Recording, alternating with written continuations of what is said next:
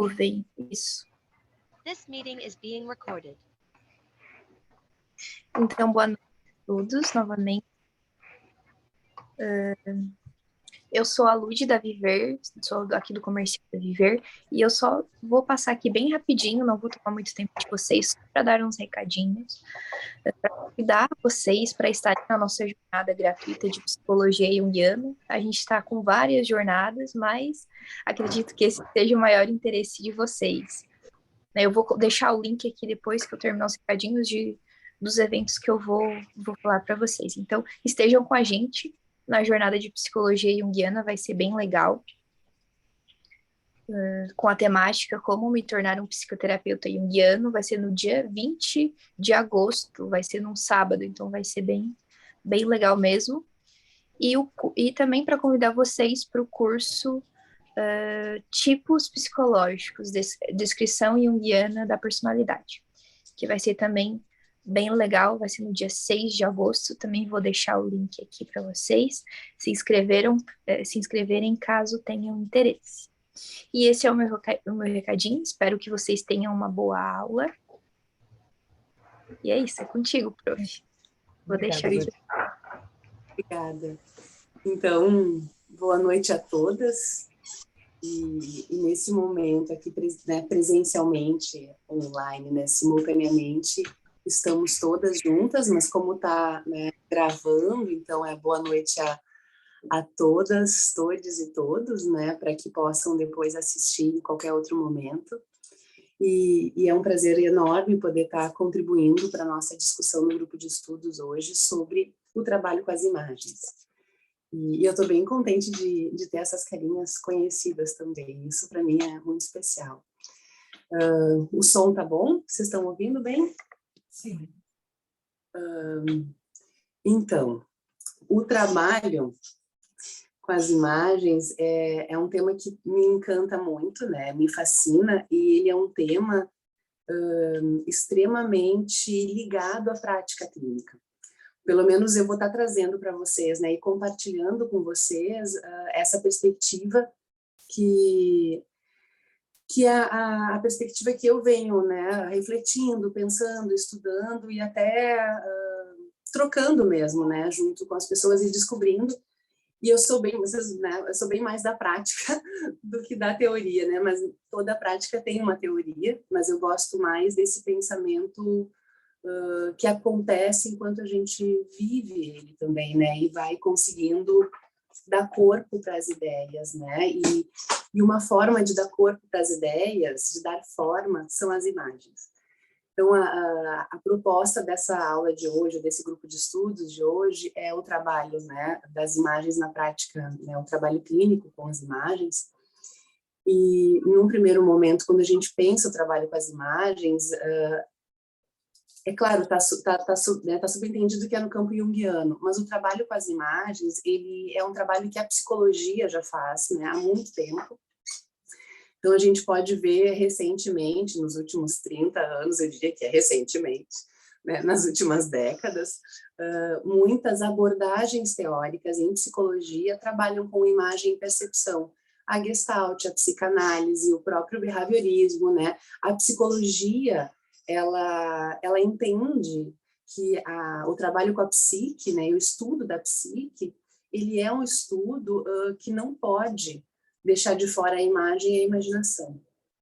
No entanto, o próprio método junguiano, ele nos coloca numa relação direta com a imagem, e dentro das vertentes junguianas, né, geralmente a gente fala de 3 escolas junguianas do pensamento junguiano, né, um pensamento mais clássico, desenvolvimentista e o arquetípico, que é um jeito mais didático de separar. Na prática, isso está muito imbricado também, né, isso está muito dentro, muito próximo do outro, mas à medida em que a gente vai também entrando e se aproximando, a gente vai encontrando alguns caminhos que são mais singulares com o nosso modo de pensar.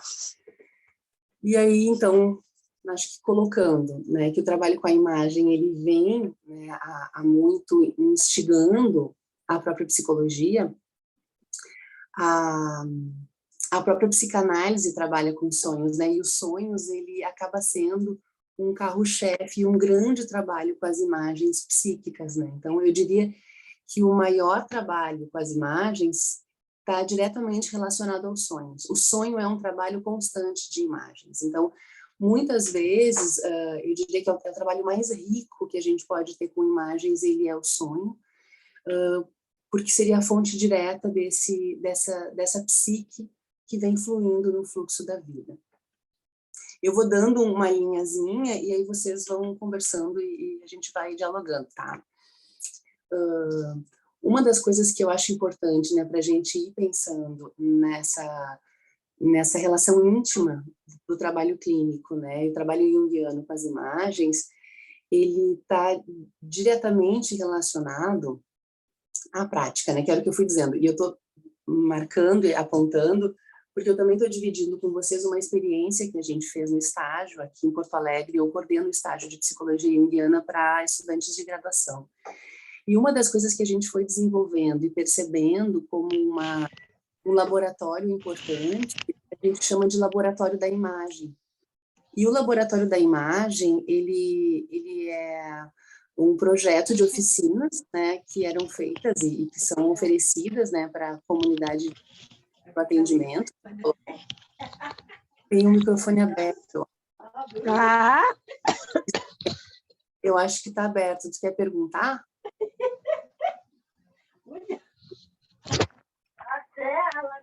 Você consegue fechar, eu acho, daí. Consigo. Ah, a Cristiane fechou, tá. Eu achei aqui nos participantes que eu fecho, tá. E aí, então, nesse laboratório com imagens, a gente foi provocando e convidando os estudantes a abrir espaço de oficina para trabalhar os sonhos, e a gente também acabou aproveitando a fotografia, né, a oficina de fotografia, para fazer esse exercício do laboratório com... Deixa eu fechar aqui. Olha.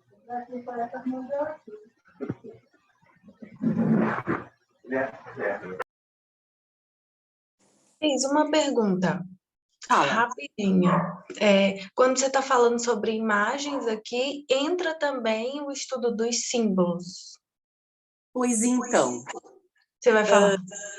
Não, é perfeita a tua pergunta, Aline, porque dentro dessas escolas, né, que a gente estava falando, os símbolos, muitas vezes eles foram, o estudo com símbolos vem, né, é decorrente dessa enxurrada e dessa relação íntima com a imagem, né, no campo clínico, mas o estudo do símbolo, ele acaba sendo algo que vai mapeando todo um contexto cultural da imagem. Então, o símbolo, ele é diferente do signo, né? Então, a gente, geralmente, no campo junguiano, a gente prefere falar do símbolo, porque o signo é uma convenção, né, datada e colocada ali numa determinada época, mas, em compensação, o símbolo mesmo, enquanto capacidade simbólica, ela, digamos que atualmente a gente prefere falar na imagem como esse imaginário, essa simbolização da psique, né, esse campo, né, que vai desaguando enquanto o imaginário mesmo e a possibilidade humana de imaginação, porque o símbolo ele vai fechando. Então, muitas vezes, o trabalho com o símbolo, dependendo da forma como a gente trabalha, a gente pode fechar um significado e amarrar. Então, às vezes, e aí é muito específico para determinado momento, né, da terapia ou do processo clínico, o significado fechado, ele pode ficar no significado, no conceito da imagem, e a gente perde a imagem. Então, isso a tua pergunta, ela é bem importante, porque a ideia do símbolo, ele pode tornar a imagem algo morto, algo que fica vivo, mas fica vivo circunscrito, né, e determinado conceitualmente, e muitas vezes o símbolo, ele não conversa. Quando a gente vai para o símbolo, né, eu sonhei com a tartaruga, e era um momento, né, uma cena onde tinha tartaruga, e eu elejo a tartaruga como símbolo do sonho, e eu vou para o dicionário dos símbolos, ou eu fico no símbolo, eu perdi a imagem. Porque o que eu estou chamando de imagem é toda a cena, é a cena do sonho, é aquilo que está ali. a tartaruga na beirada do lago, ou a tartaruga desaguando na praia, né? Então, o contexto e o movimento da imagem, enquanto um fluxo de energia psíquica, ele é a cena. A imagem enquanto cena aberta, cena que nos permite fantasiar mais e entrar, né, mais intimamente com essa imagem que brota num sonho, por exemplo, ou numa imaginação ativa, porque daí a gente vai entrando em métodos e técnicas também, né? O sonhar, o trabalho com sonhos, o próprio imaginar ativamente, ou a imaginação guiada, a própria ideia, às vezes, de fazer uma imaginação a partir de um sonho também, não deixam de ser atividades onde a imaginação vai nos guiando e vai nos aproximando mais dessa relação com o conteúdo, que é um conteúdo muito singular daquela pessoa.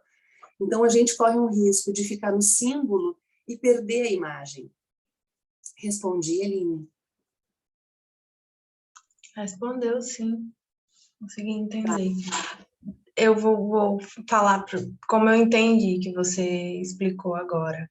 A imagem, se a gente traz o símbolo, é como se a gente ficasse muito numa parte mais conceituada. Ficou ali no conceito e isso fica mais limitado, né? A imagem, como você disse, é toda a cena e um todo ali. Acho que vai até da própria interpretação do paciente, por exemplo, né? O momento, a vida, o que aquilo significa para ele. Isso, e é interessante, né? Porque o símbolo, ele faz justamente esse trabalho de tentar coagular e de prender. Quando a gente pensa, por exemplo, que o arquetípico, né? E tem muitos símbolos que vão reunindo nele imagens de diferentes culturas, e imagens que são imagens em diferentes histórias, em diferentes mitos, e aí a gente vai, né, à medida que a gente tenta sistematizar no símbolo, ou que a gente tenta reunir no símbolo, ao mesmo tempo em que isso parece múltiplo, isso fica reunido, isso fica, entende, aglomerado, que dependendo da pessoa, pode fazer sentido, conforme o terapeuta for trabalhar com isso que está surgindo, porque daí a relação construída, ela acaba tendo um imaginar dentro do repertório do terapeuta e do repertório do paciente. Né? Para o Jung, a psique é imagem o tempo todo. A gente aprende por imagem, né? A própria comunicação descobriu isso com as imagens subliminares, né? Então, assim, a nossa psique, ela vai captando. O nosso aparelho psíquico, né? A nossa psique, ela capta via intuição, via sensação, são texturas, são sons, são imagens, são muitas vezes o cheiro vai nos fazendo criar imagens e até memórias, né? A gente vai tendo imagens ligadas a memórias afetivas ou a imagens e cenas, né? No cinema, no sonho, na vida, que são imagens que também tocam emocionalmente. Às vezes a gente não viveu aquilo, mas aquela imagem tem aquele tema, ele é um tema muito, muito íntimo na minha psique, e esse tema conversa direto comigo. Então, e tem também o pensamento e o conceito, ou seja, a gente vai captando com todo o nosso aparelho consciente e inconsciente. Dentro de uma perspectiva mais clássica, digamos assim, né? Eu vou tentar ser mais didática, até assim, né? Na hora fica tudo muito próximo, a gente vai circulando conforme o nosso repertório, né? No trabalho prático. Mas, por exemplo, numa perspectiva mais clássica, o que está estruturando o trabalho clínico está diretamente relacionado, né, com o eixo que o Jung deu, né, de ego e self. Então, ele está falando de um trabalho ligado, né, na composição via compensação da consciência e do inconsciente. E aí a imagem, como uma função compensatória, ela seria uma mensagem do self. Ela seria esse direcionamento, né, teleológico da psique, né, que aponta um sentido, e aí ela faria esse trabalho de uma função transcendente, né, que reúne aspectos da consciência em oposição ao inconsciente. Esse seria um trabalho que daí está diretamente relacionado a um repertório simbólico, a um conhecimento sensível e mítico, né, nem sempre da pessoa, mas principalmente do terapeuta que escuta, né, e vai fazendo o trabalho com o paciente. Numa abordagem mais desenvolvimentista, por exemplo, as imagens, as histórias, os sonhos, eles vão ganhando também um tom ligado ao desenvolvimento da pessoa enquanto desenvolvimento da consciência.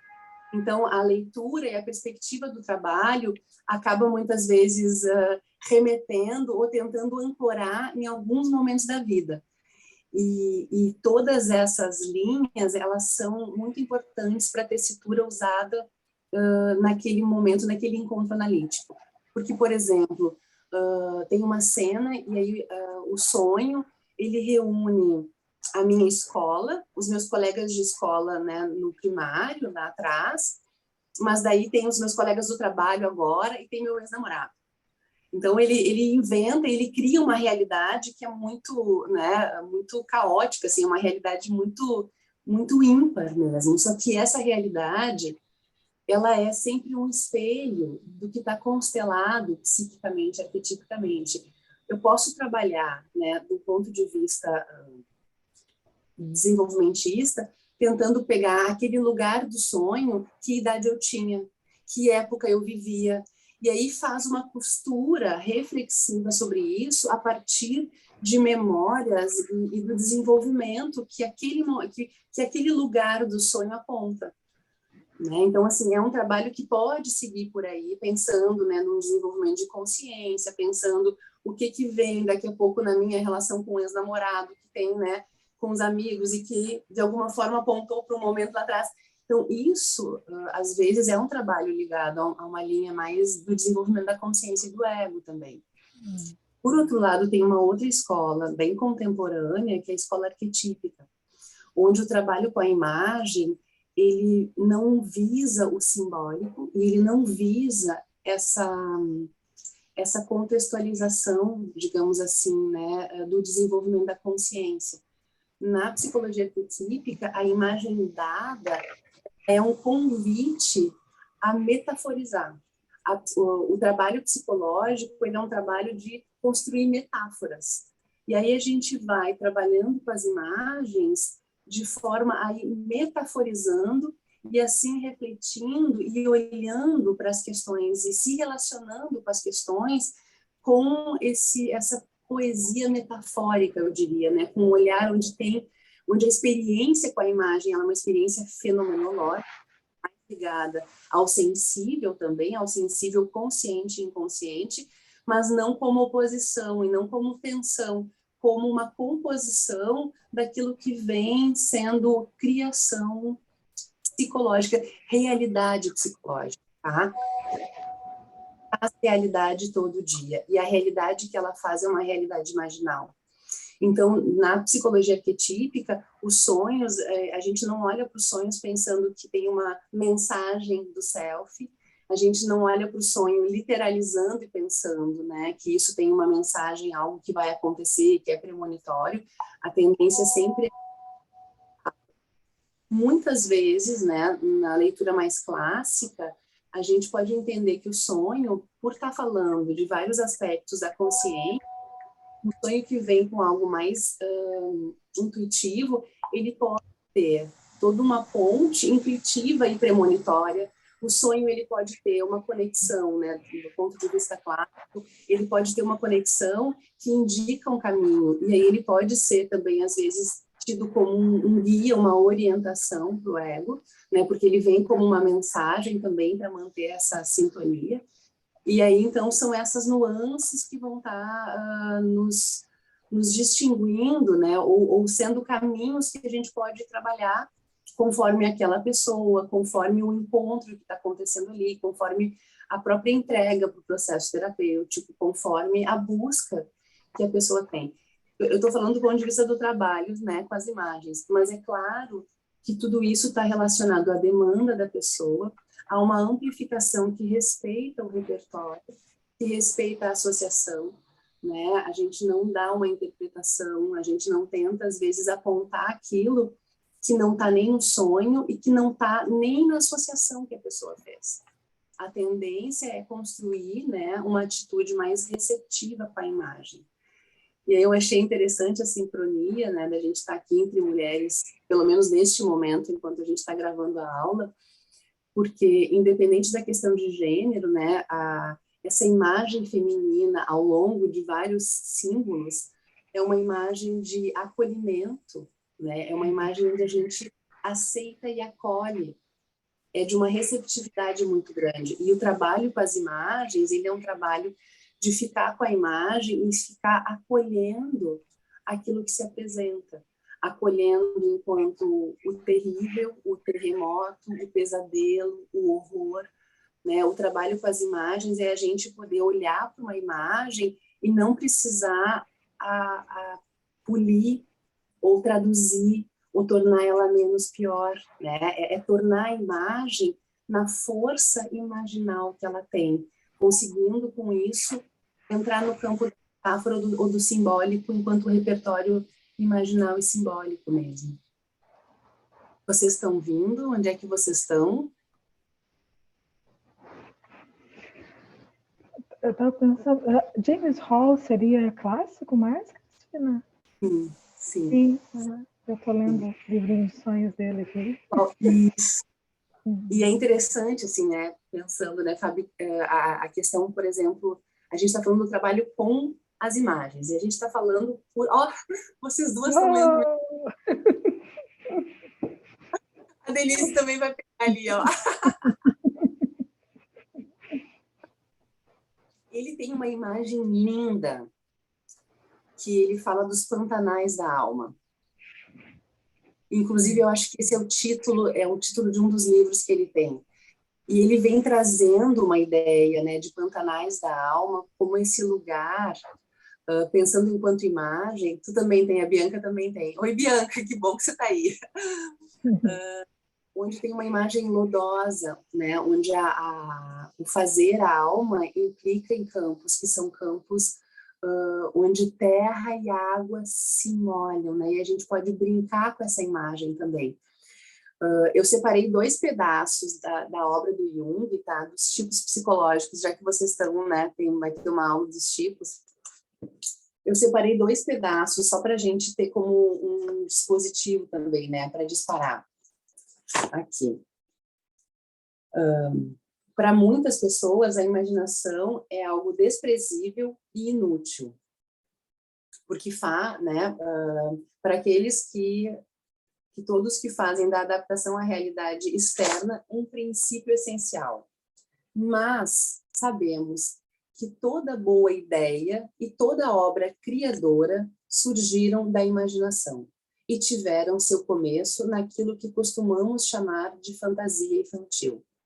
Não é apenas o artista que deve sua máxima realização à fantasia, mas também qualquer pessoa criativa. O princípio dinâmico da fantasia é o lúdico, que também é o próprio da criança, e que por isso parece incompatível com o princípio do trabalho sério.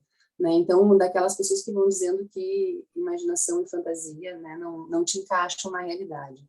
Mas o que ele vai falando aqui esse aqui é o parágrafo 88, é que muito desse brincar e dessa imaginação, dessa entrega que acontece e que muito se faz na infância e no campo, né, no momento da vida, né, da nossa infância, isso vem com tanta força e isso significa uma potência que todos nós temos.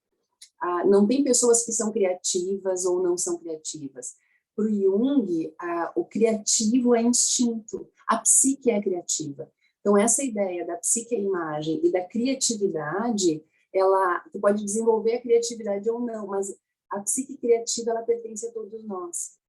E eu fui para esse campo do brincar, porque justamente se relacionar com uma imagem implica uma disponibilidade para entrar em relação como uma criança brinca, para entrar nessa relação de entrega, nesse jogo onde ele está mediado não só por uma fantasia, mas é aquela fantasia conversando com a realidade. Não é uma idealização, né? Não é só algo que está nos levando para um outro lugar, mas é aquela imaginação que povoa o momento vivido naquele instante. onde a criança brinca.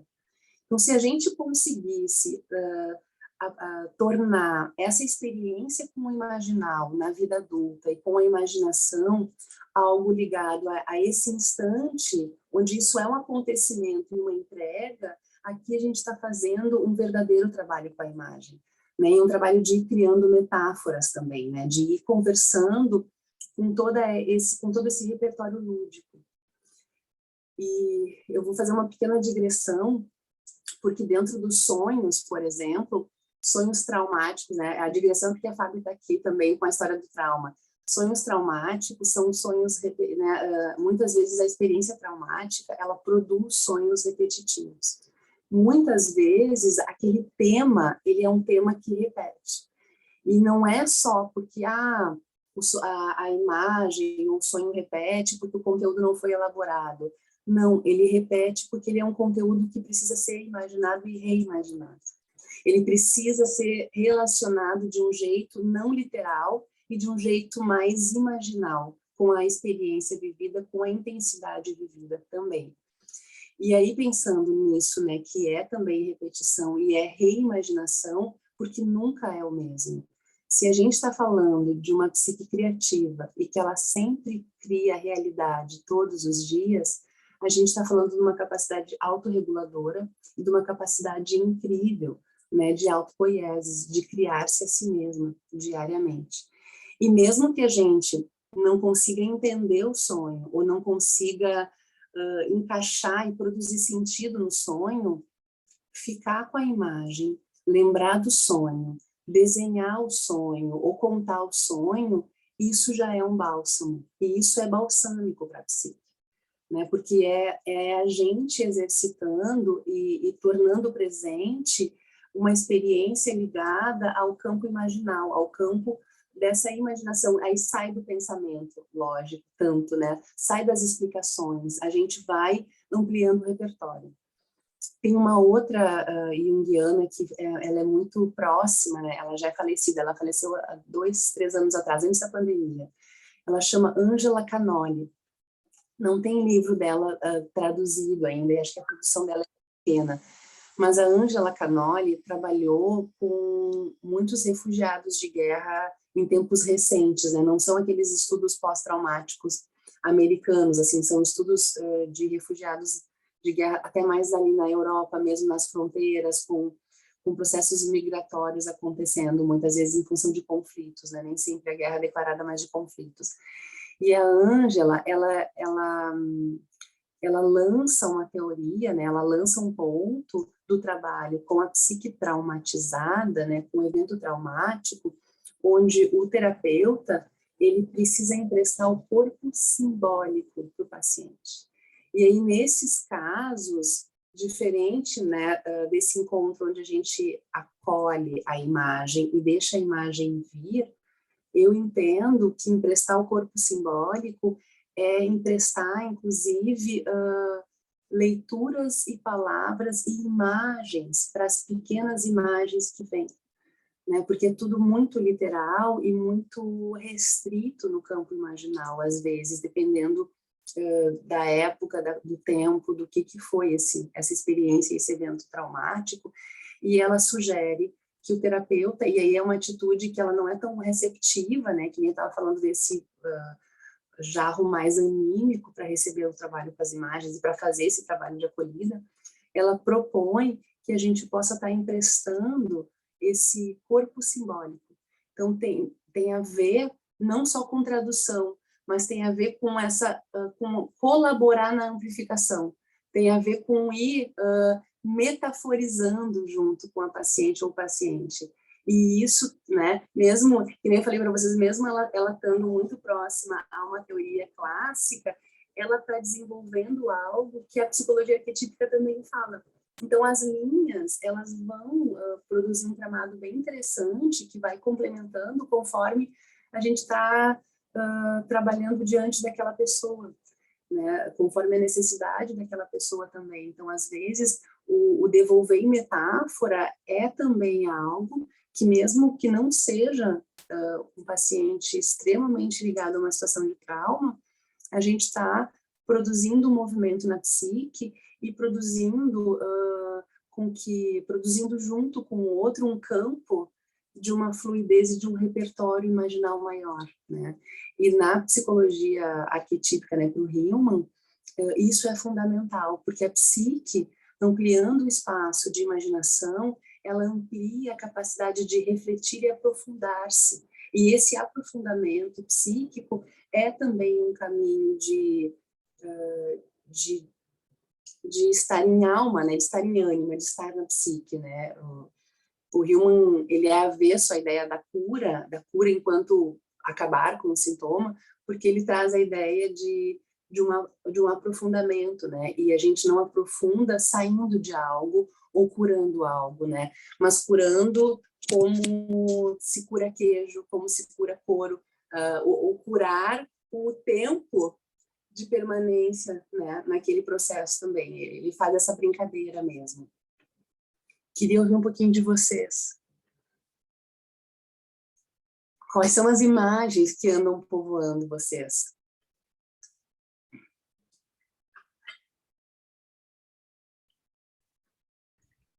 Você vai falando e... Então, várias coisas vão passando, né, pela mente. Mas eu fico pensando no poder da transformação que pode ser feita através das imagens, né? Seja emprestando esse corpo simbólico, seja ampliando. É muito mais fácil para a mente depurar isso, né? E ajudar o cliente a lidar com a dor, a entender o que está acontecendo dentro dele, né? E Denise, tu foi bárbara, assim, tu foi precisa. Precisa como uma imagem é. Porque, às vezes, a imagem, a gente não entende o significado, mas depura o sentimento. Uhum. Ela dá forma. Eu fiquei até arrepiada, porque é bem isso. A imagem, às vezes, a gente não consegue entender e falar do significado, mas o trabalho com a imagem e essa metáfora, essa conversa, esse diálogo metafórico, ele aumenta o repertório e ele consegue que um rearranjo psicológico aconteça no cliente. Ou seja, aquilo que estava ali, né, num determinado jeito, numa determinada dor, numa determinada neurose ou numa ideia mais... Aquilo que estava ali fixo, né, em sofrimento fixo, eu diria, num sofrimento estéril, que é um sofrimento que não leva para lugar nenhum, que faz ficar ali com o trabalho imaginal, né, nesse trabalho com as imagens, isso vai realmente sofisticando. E não necessariamente com uma única função, vai tocando, né? Porque como a imagem tem essa potência de reunir forma e conteúdo, e ela é precisa, eu não sonhei com o pai da minha amiga, eu sonhei com o pai, e para sonhar com o pai é o meu pai, né? Então, assim, tem coisas que são muito precisas e que acontecem, e aí é aquele ex-namorado, é aquele... Então, assim, não tá ali, parece aleatório, parece maluco, mas ela é precisa. É aquilo tudo que vem junto com aquela lembrança, mas naquele contexto, e mesmo que eu não consiga explicar, enxergar isso é viver isso como uma possibilidade, e aí isso flui, isso movimenta.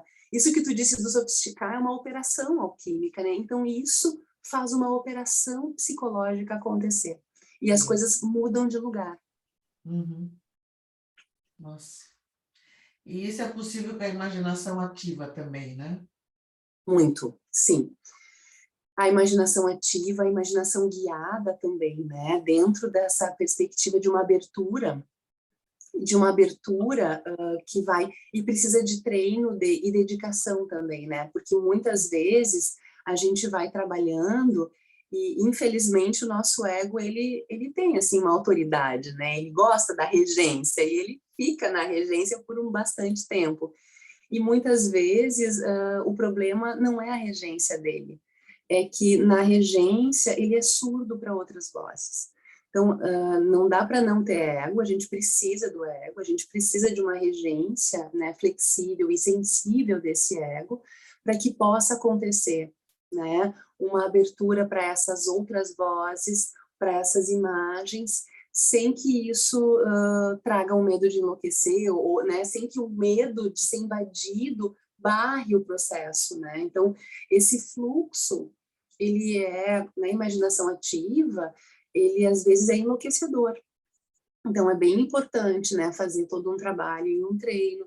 Muitas vezes, algumas pessoas indicam começar com imaginação guiada, né, indicam também uma prática, uma experiência meditativa, para poder ter, né, toda uma atitude de acolhida e de respeito, para ir tolerando e suportando aquilo que vai passando, né, e vai vindo de um contrafluxo, muitas vezes. Então, a imaginação ativa, ela é, sim, digamos assim, um grande método, ela tem uma potência muito grande, mas ela precisa de uma dedicação também, né? A imaginação guiada, ela é um pouco mais, não é mais simples, né? Mas ela é um pouco mais, ela é mais fácil de ser regulada também, ela vai entrando, né, tu vai sendo conduzido, né, pelo terapeuta ou pelo facilitador daquela experiência, então também tu não tá sozinha. A imaginação ativa é uma experiência muito solitária, ela é uma experiência que raríssimas vezes tem alguém guiando junto, né, salvo alguns casos que se faz até para ir aprendendo, mas a tendência da imaginação ativa ela ser um mergulho solitário mesmo. Os trabalhos de colagem, os trabalhos expressivos também, né? Então, são trabalhos onde muitas vezes tem toda uma intencionalidade e aquela linguagem material, ela sugere outras coisas. Então, esses acasos da criação, né? Esses acasos que vão surgindo no espaço criativo, né? Na atividade expressiva, eles vão produzindo outros diálogos também importantes, porque muitas vezes é possível a gente ir para o expressivo, né, para a expressão plástica, e ter uma atitude bem conservadora, e querer o símbolo, e querer fazer quase que uma magia, né, dizendo assim, esse é o meu desejo, é isso que eu quero, e é isso. Então, o quanto também a gente está fazendo uma atividade mais sensível, expressiva, mas a atitude psicológica não é uma atitude de abertura, e ela não é uma atitude de abertura para aquilo que é o novo, o inconsciente, né? E justamente o trabalho com as imagens, ele implica num trabalho onde a relação psicológica com os outros elementos é o principal, assim, é onde a gente não pode perder isso de vista também. Quando você fala um trabalho com as imagens, eu acho que são infinitas possibilidades, né? Então, a própria arte de terapia provoca, né, muito a imaginação, estimula bastante a imaginação. As cabalas, por exemplo, de eu pedir para desenhar as cabalas, etc. Então, não são só sonhos.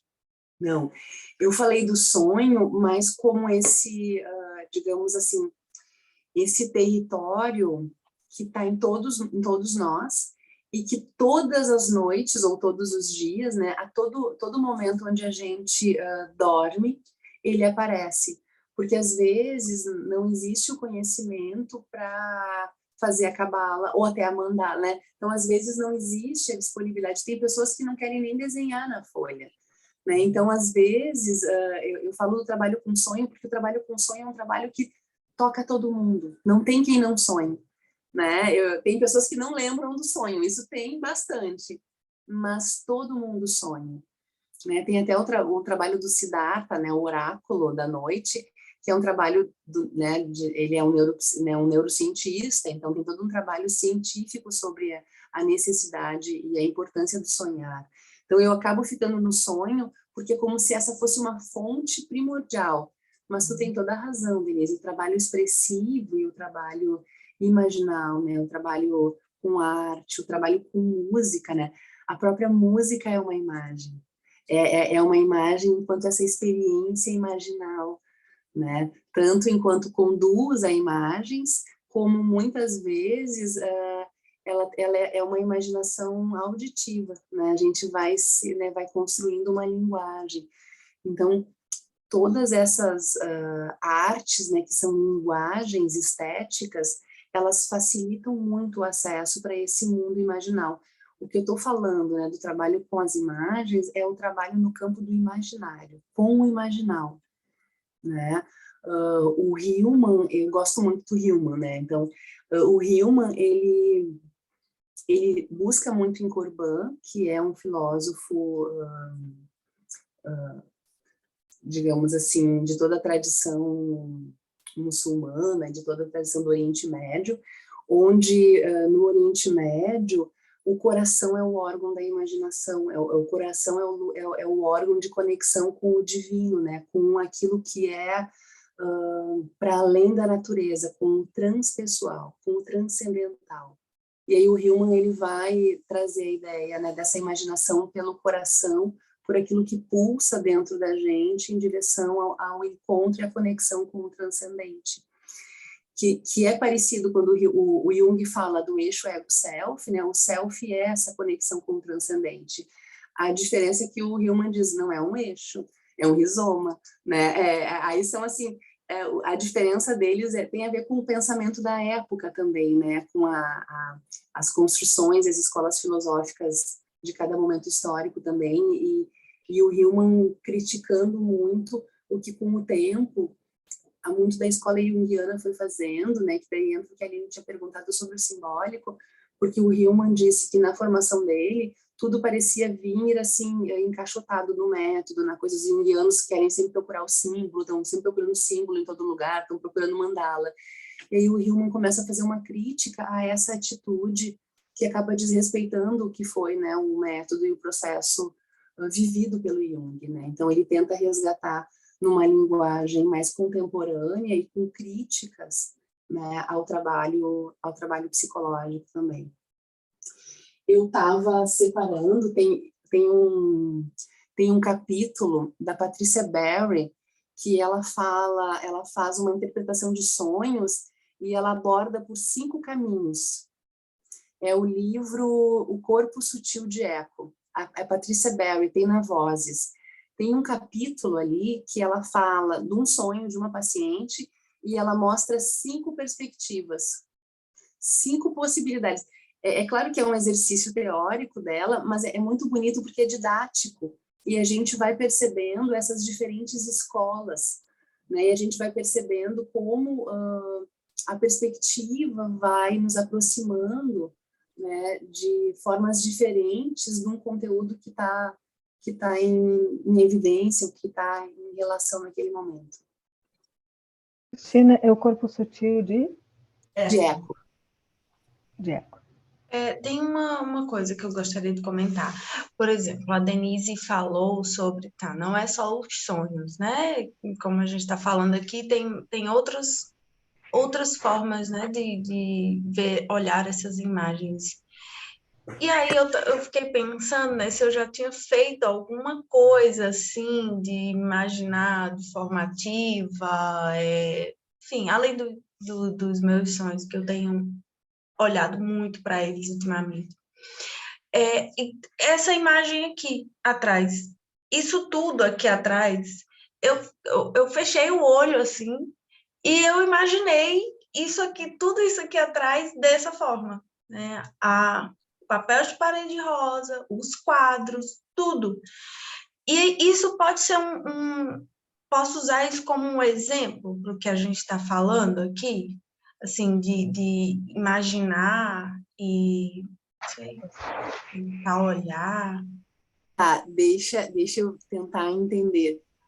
Essa parede atrás, ela nasceu primeiro na tua imaginação. Na minha imaginação, isso.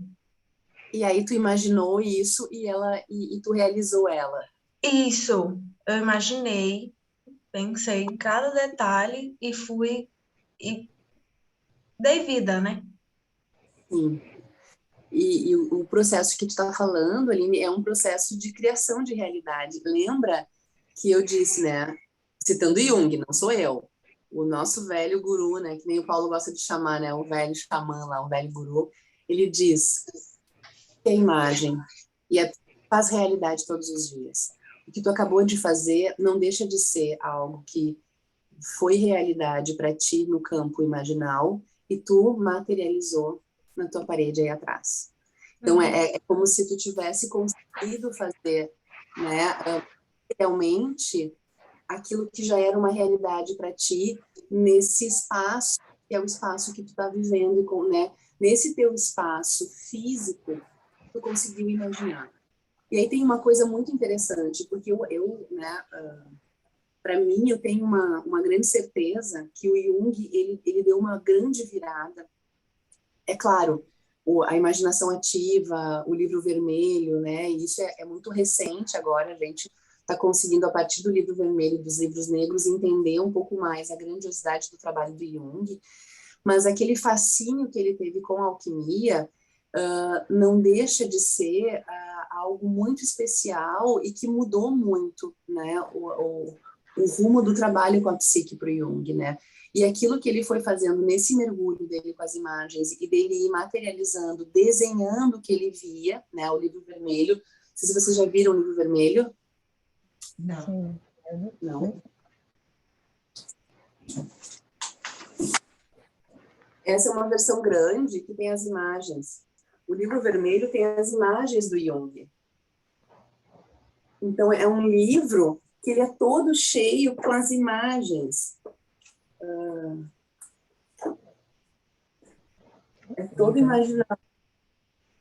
Né? Então, aqui, e os livros negros seriam, digamos assim, os bastidores, né? Seriam os diários dos sonhos dele, né? Seriam os diários da vida psicológica do Jung. Mas o que eu, né, voltando, isso dá um outro assunto, né? Mas voltando para cá, né? A psique cria realidade todo dia. E esse Jung que eu estava dizendo para vocês, que é o Jung alquímico, o Jung que retomou todo um conhecimento alquímico, o Jung se deu conta, teve uma grande, né, um grande insight com tudo que ele lia e estudava, e os alquimistas projetavam na matéria os seus processos psíquicos também. E que aquilo que eles estavam falando na matéria era um grande conhecimento de um trabalho sobre si, imaginal. Né? Então, todos os tratados alquímicos são imagens, como se fossem cartas desenhadas. Eu diria que até o tarô, de repente, há muito tempo atrás, não era também, antes de ser carta, será que ele não era imagens que diziam de um conhecimento, né? Isso é uma fantasia, né? É um delírio meu. Mas é esse lugar, né? Todos os tratados alquímicos são tratados de imagem. É o sol negro com o lobo verde, que o enxofre azul. Então, são imagens alucinantes que os alquimistas estavam ali naquele processo de tentar traduzir o que estava acontecendo, né, as operações psíquicas, mas que eles também não tinham muita consciência. E uma máxima alquímica, né, algumas, né, tem várias, mas uma delas é o escuro pelo mais escuro. Ou seja, eu vou buscando conhecimento, não para que isso tenha uma luz e uma clareza, mas para ir me aprofundando mais e mais e mais nesse processo de descoberta e de criação. E uma outra coisa que as escolas alquímicas carregavam também, né, e que depois foram sistematizados, era um grande movimento de solve e coagula. E o Jung, ele foi dizer, né, que tinha um aviso para os iniciantes, né, cuidado com o físico da matéria. Então, nada daquilo ali era tão literal quanto a leitura mais literal. E aqui, né, tem uma dica e uma sugestão onde o solve coagula tem a ver com isso que dilui e que materializa. E a gente está falando, né? Eu trouxe isso agora porque a gente está falando da psique que cria imagens todos os dias e da gente, né? Ou de uma atribuição humana criativa que pode, tanto pela expressão plástica quanto pela própria composição e o arranjo da sua parede, que tem a ver com algo que eu enxergo, né? Eu imagino e eu boto na matéria, eu realizo. E isso vai acontecendo, né, de um jeito que às vezes a gente não faz consciência disso, mas muitas vezes é isso que vai acontecendo também, né? A nossa vida, ela tem uma materialidade. Nesse livro da Patrícia Berry, ela fala muito sobre a matéria. Ela diz, né, qual é o problema da mãe, e aí ela vai brincar com a ideia de mãe, de matriz e de matéria-prima, né, de matéria psicológica.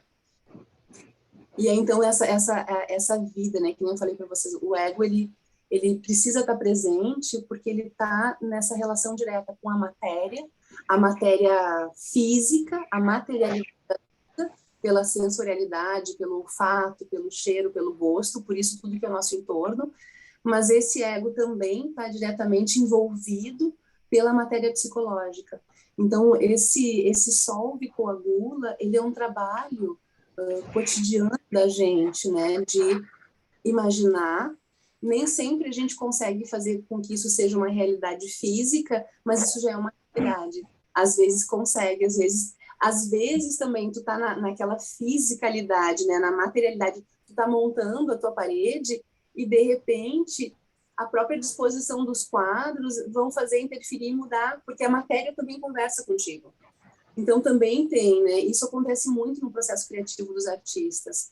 O barro interfere na poética do ceramista, digamos, os panos, as tintas, a linguagem do artista, ela não tem uma direção só de dentro para fora, ela é construída com o que a matéria vai oferecendo e tu vai percebendo nesses instantes de criação, né, esses instantes de conexão. E isso acontece com a gente também, no sonho, né, que nem a Denise falou, tem aquilo ali que veio numa imagem, e às vezes o sonho, ele lembra de alguma coisa que eu vivi essa semana, mas ele está rearranjado de um jeito que me leva para um outro lugar, e que me apresenta uma outra coisa.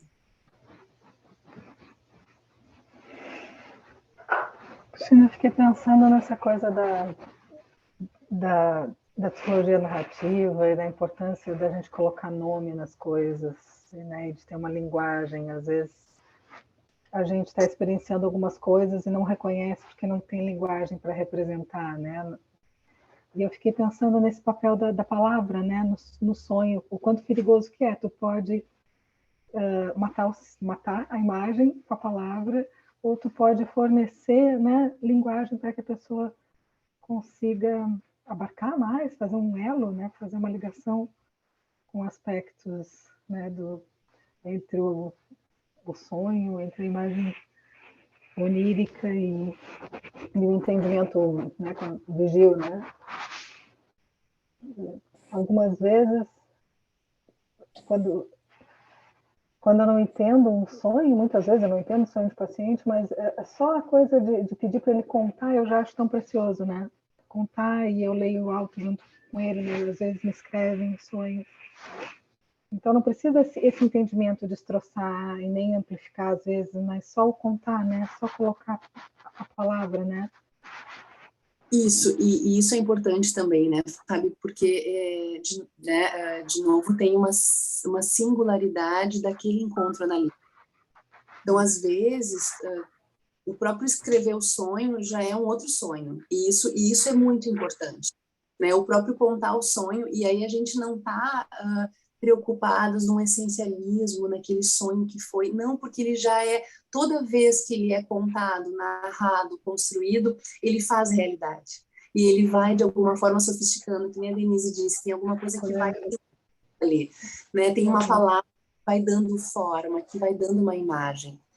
Uma coisa importante, né, que você estava falando, e essa perspectiva, às vezes a narrativa acontece porque o sonho está em primeira pessoa, então eu estou vendo isso. Tem sonhos que eu estou fora e eu me enxergo no sonho. É uma outra narrativa também. E tem sonhos, né, pensando na narrativa, que às vezes quando tu para, né, e já faz um exercício de trabalho, diz assim, vamos, agora me conta o sonho da perspectiva daquele menino que estava olhando ali do lado quando tu chegou. E aí é uma outra história.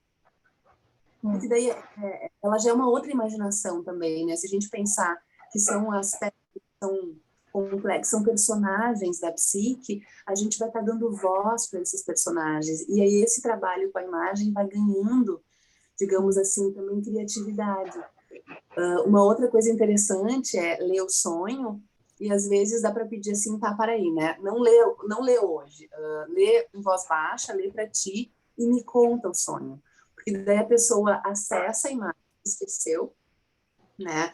Uma das coisas que está na literatura, assim, né, que a gente lembra do sonho, porque a explicação, digamos assim, é que aquele conteúdo energeticamente, né, de libido, de energia psíquica, ele tem tanta energia que ele fica na superfície e a gente consegue lembrar. Tem conteúdos que eles não têm tanta energia, né, a gente não tem tanta energia, ele está chegando, não tem essa familiaridade, digamos assim, com a consciência, e aí falta, né? E aí ele volta e emerge. Então, às vezes, a gente pensa no valor, né? Naquilo que é lembrado, é aquilo que, de alguma forma, está mais próximo da assimilação ou dos processos vividos, né? Em uma sintonia, às vezes. Eu não gosto muito da palavra sintonia, porque o próprio pesadelo é uma sintonia também, mas às vezes é aquilo que a consciência consegue reconhecer o valor que tem, um valor de horror ou de beleza, mas é aquilo que é possível permanecer, né? Senão cai para o esquecimento. E aí, pensando nisso, às vezes dá para dizer assim, tá, mas agora lê, né, o teu escrito e depois me conta. Porque a entonação da voz molha com uma qualidade emocional a cena. Quando eu leio, às vezes eu perco, ou às vezes ele entrega para a gente lido, ou manda, né? Porque às vezes vem no WhatsApp, sonho, né? Para não perder, olha só o sonho dessa noite, tem de tudo. E aí essa imagem, às vezes quando a gente recebe ela escrita, a gente imagina uma coisa. Quando a pessoa conta, é um outro filme, é uma outra cena. A gente pode ler e imaginar um romance. Quando a pessoa conta, aquilo é uma tragédia. Né? Então, é interessante que na própria forma de contar, às vezes o tom da voz nos dá também outras imagens, ou qualificam, né? Pensando nisso que sofistica, qualifica um pouco a imagem. E esse também de tentar dar, né? Tentar olhar pela perspectiva de um outro personagem, muito legal também, porque isso vai umedecendo as camadas e vai dando vida para aspectos que não estavam tão vivos, assim, que não estavam falando no sonho. E mesmo que sejam coisas que não aconteceram realmente no sonho, uma coisa meio de, se esse sonho continuasse, o que poderia acontecer a seguir, né? Isso, que daí é muito próximo de uma imaginação guiada, né? De tu usar o sonho como um início, ou então vamos continuar. O interessante seria poder fazer todo um relaxamento, poder fazer todo um escaneamento, sentir pernas, pés, né? Respirar, para poder fazer toda uma conexão mais introspectiva, para que continuar aquele sonho possa vir com um fluxo mais introspectivo também. Né? Então tem isso de poder ir criando esse clima um pouco mais intimista para que os personagens possam estar vivendo. Mas mesmo que venham outras histórias e outra narrativa, né, que não é tão intimista, isso também tem valor. Né? Isso também é conteúdo de trabalho. Né? São imagens que vão aparecendo.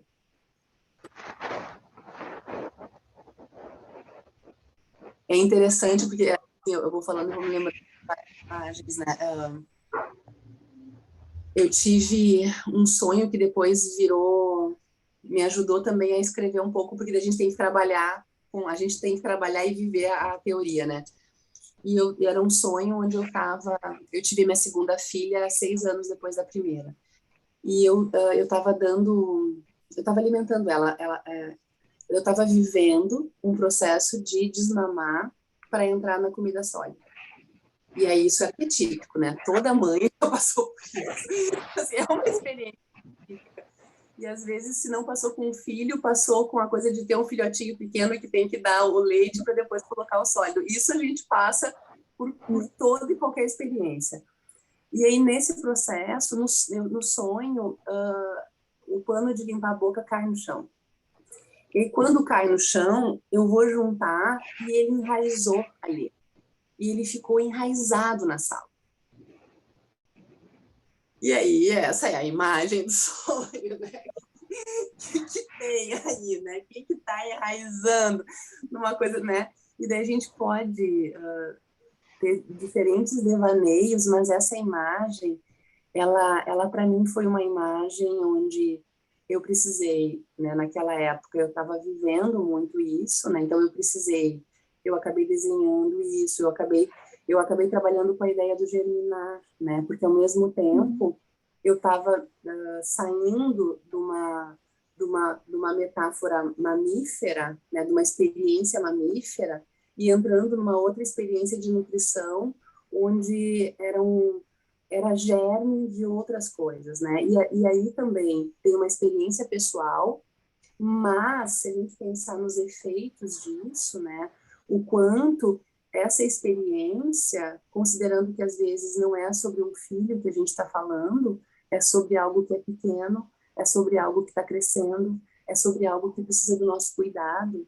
Então, o quanto a gente está daqui a pouco, o quanto se pensa, né, num complexo materno, num arquétipo materno que está precisando ter outras formas, né, de viver a maternidade também, que não só de um jeito mais mamífero, instintivo, mas ligando, né, a algo de agricultura, de cultivo, de nutrição.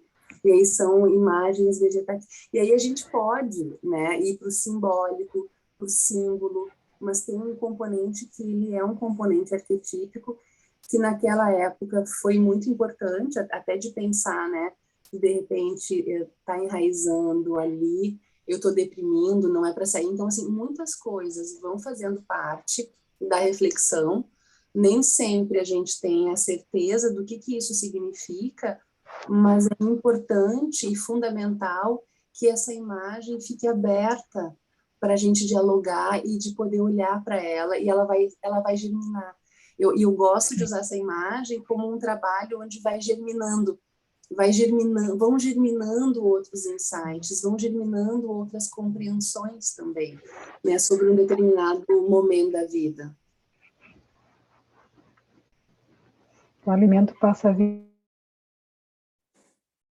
Trancou, Fábio?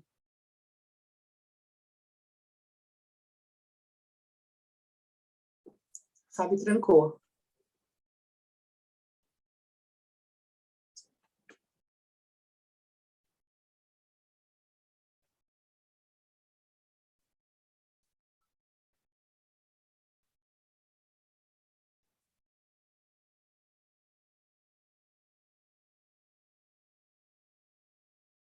Bom, ela ia contribuir com alguma coisa e acho que a internet deu um probleminha. Daqui a pouco ela volta. Tá. Ó, voltou. Aí. Aí eu desconectei. Perdão. Fala, Fábio, Fábio. O que você falou que cortou? A coisa do sonho lembrou assim o paninho que limpava o leite materno, né? Cai, enraiza. O alimento passou a ser da terra, né? As plantas, as coisas que vêm da agricultura, né? Enraizou, interessante. E desse lugar também, né? De não ser mais eu o alimento do outro, né? De ser de uma outra forma de alimentar, né? E de um outro aprendizado, em formas de nutrir. Porque às vezes tem isso também, né? Quando a gente pensa, às vezes, na coisa de aprisionar e manter tudo pequeno, né? Manter tudo muito no colo. E uma maternidade que pode aprender a nutrir de outras formas. E às vezes é nutrir com outras formas mesmo, né? E até deixar que a própria terra compareça, né? E isso que é vegetativo possa fazer parte. Eu lembrei dos sonhos que eu tinha sonhos recorrentes antes de ser mãe. Eu sonhava que eu amamentava animais, muito seguidamente. Mas era pássaros ou uma ninhada de 6 cachorrinhos que eu ficava louca porque não tinha mama para todos. E passou, esses sonhos passaram quando eu, né, quando eu amamentei pela primeira vez. E é interessante, né? Agora pensando nisso, na psique cria realidades. Eu compartilho contigo também desses sonhos mamíferos, né? Eu, grávida, antes de saber que eu estava grávida, eu tive um sonho que eu estava me secando no banheiro, assim, né? Me secando, e eu comecei a identificar pintas no corpo. E aí, quando eu olho, são manchas grandes. E aí eu olho de costa, é como se eu fosse uma vaca malhada, né? É interessante, isso é uma imagem. Eu não sabia que eu estava grávida ainda, né? Mas a psique estava me transformando, me metamorfoseando em algo que já era realidade. Já, na mãe que ia amamentar. Então, é interessante Bonito, isso, né? Tu compartilhou a psique trazendo isso para ti, criando realidades, né? E o quanto isso é algo que é de fato uma atividade psicológica mesmo, né? Esse criar realidades.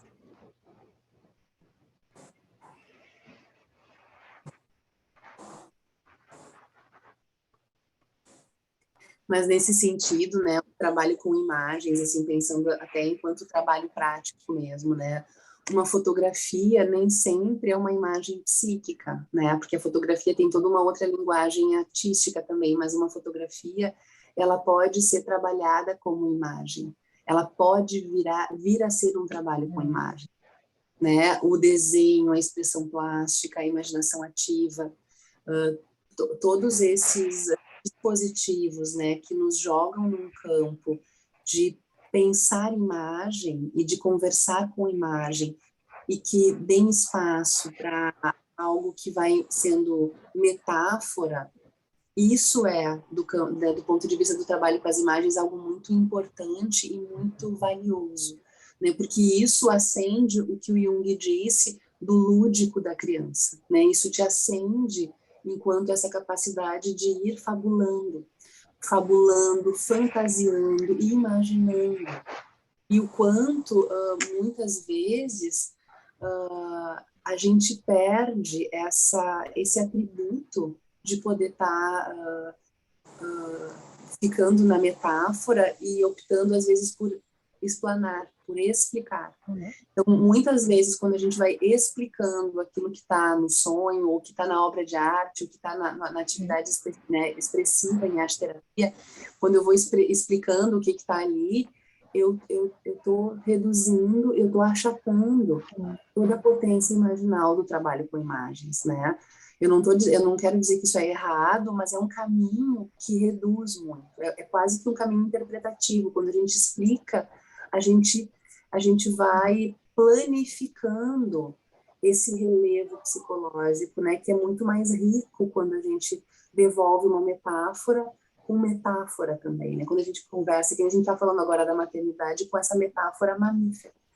Então, isso vai dando, a gente foi contando de sonhos, mas daqui a pouco a Elaine, a Aline, a Denise podiam trazer imagens sobre esse modo mamífero, né, e da perspectiva e das diferentes, e o que os diferentes mamíferos fazem, ou seja, a gente poderia fazer uma conversa sobre maternidade na metáfora do mamífero. Só que maternidade não tem só essa metáfora do mamífero, tem a Pachamama, tem a Grande Mãe, existem outras experiências ligadas ao arquétipo materno, né? E aí a gente vai também enriquecendo esse repertório no conteúdo psíquico também. Não sou mãe. Quando você contou do sonho, o meu gato ficou engasgando aqui, engasgou com uma... E eu levantei e fui tirar o negócio da boca dele. Maternou, Aline. Maternou o gato. Não mas não sou mãe, mas é um movimento materno, né? Isso. E isso é importante também, né? Porque a gente não é aquilo que não é a gente.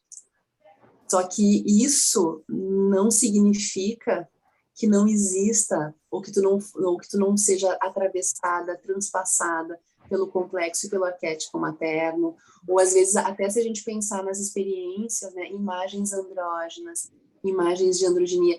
E aí um outro trabalho com as imagens também está diretamente relacionado ao repertório mítico, por isso que o Jung vai muito para os arquétipos e ele vai também trazendo toda uma amplificação arquetípica, né, das culturas e dos mitos, porque os mitos fazem a gente pensar por imagens, tá?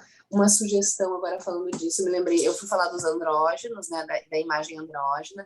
Existem, digamos assim, o próprio mito do Dionísio nos apresenta uma imagem de androginia, se a gente for pensar as questões andrógenas que aparecem, né, as transformações, as transações, né, as transições que vão aparecendo no consultório.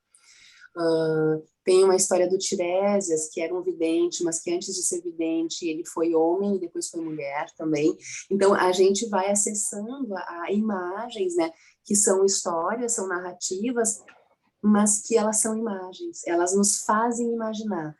E eu peguei aqui o livro do Ovídio, né, que é o Metamorfose, até eu ia pegar quando a Denise falou da metamorfose da mudança, porque são muitas histórias, ele consegue compilar toda a mitologia latina aqui, são acho que 720, 730 histórias, só que a gente vai lendo e é como se fosse um filme. A gente vai lendo a história e o Ovídio tinha essa qualidade. Ele escrevia e ele vai escrevendo como um filme. Ele vai mostrando as metamorfoses. A gente imagina aquela história como se ela fosse, como se ela estivesse sendo filmada e ela foi escrita, é uma narrativa, né?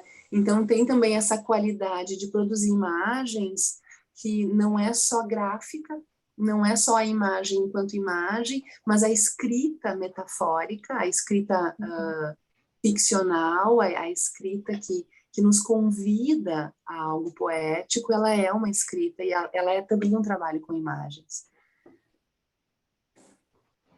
Eu fiquei lembrando daquele do Jodorowsky, sabe? Que é cineasta, ele escreveu um livro sobre um livro bem importante, eu tenho ele aqui sobre tarô, que ele vai analisando cada imagem e assim de forma muito profunda. E ele tem um filme que eu comecei a ver, mas ele é tão perturbador que eu acho que eu preciso de muito tempo para ficar uma imagem por dia, que é a Montanha Sagrada. É muito louco, Montanha Sagrada. Com certeza, fala de uma jornada onde o protagonista vai encontrando mestres e tal, mas é muito simbólico, muito perturbador. Cada imagem assim, é muito louca. E o livro é esse aqui, O Caminho do Tarô. E ele é... Eu achava que ele era só tarólogo, mas tem pessoas que conhecem ele por ser cineasta e nem conhecem o trabalho com tarô. O trabalho dele. Porque só o trabalho que ele fez nesse livro é o trabalho de uma vida inteira, é incrível o que ele fez. Mas fora isso, ele tem mais um monte de outras produções. É muito interessante. Trabalha muito imagem, né, com o tarô, assim, né? Ele vê o tarô como né, ou como um todo, né? Não analisa carta por analisa também carta por carta, não amplifica, não analisa. Mas vê como um todo, é muito interessante. Foi apresentado por uma paciente, eu estou fascinada agora pelo Jodorowsky. Delícia. Não, e aí são presentes que se fazem, né? Presente para gente mesmo, né? No sentido de identificar e acrescentar muito no momento. E faz sentido nesse momento, né? E pensando também na prática, nesse trabalho, né? Que a gente está falando do trabalho com imagem,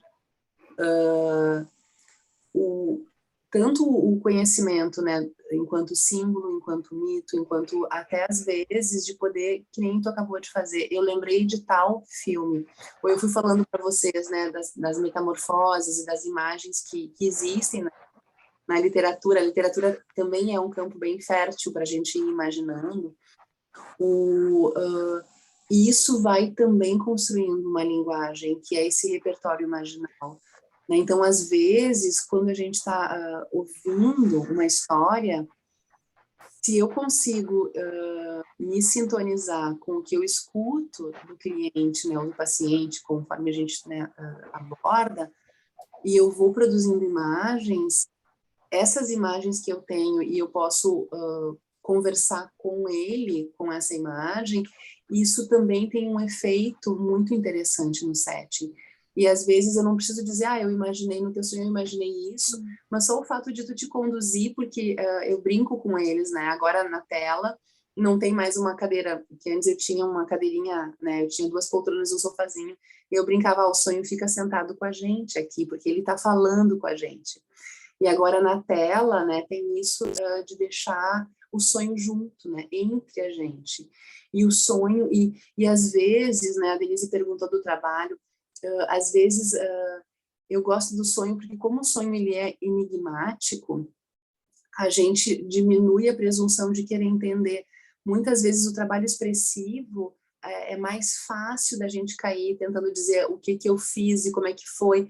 Então, às vezes, isso engessa um pouco mais nessa atitude mais explicativa e a gente perde um pouco do enigma, né, do mistério. E esse mistério é importante ficar vivo. Ele é importante manter, né, porque ele se mantém enquanto um campo fértil, né, um território psíquico vivo. E isso é bem importante. A imaginação ativa também faz isso. Né? Muitos relatos de escritores, né, ou até mesmo de artistas, intérpretes, né, que vão se relacionar com um personagem e construir um personagem, eles dizem, né, o Lima da Silva dizia isso, né, o Lima Duarte dizia isso, que os personagens criavam vida e ficavam falando com ele depois de muito tempo. O Senhorzinho Malta, ele contava isso, né, que os personagens volta e meia ficavam falando com ele. Então, e muitos escritores contam, né, que eles vão construindo um eixo e os personagens da história começam a ganhar vida.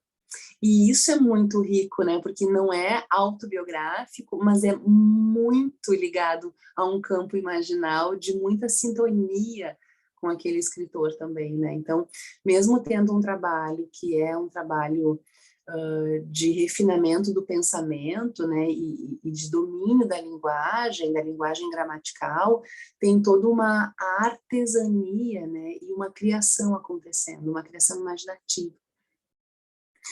E muitas vezes, agora pensando, falei, né, eu olhei para a Aline e lembrei da parede atrás, também às vezes, quando não tem esse, digamos assim, esse campo mais fértil para a imaginação, e às vezes tem pessoas que têm uma função sensação, né, que eu não sei se é teu caso, Aline, só estou dando o exemplo que tu se transformou em realidade, né, tu fez uma alquimia aí, mas às vezes tem pessoas que são tão práticas que é interessante porque não trazem a imagem da expressão, às vezes não gostam de fazer imaginação ativa, nem imaginação guiada, porque precisam contar do que está acontecendo, precisam estar descrevendo, precisam estar dizendo, às vezes querem essa resposta, ou querem, né, entender o que está acontecendo, e quando a gente começa daqui a pouco a perceber a linguagem que a pessoa tem, né, a linguagem que ela usa às vezes, né, do campo ou do trabalho, ou às vezes são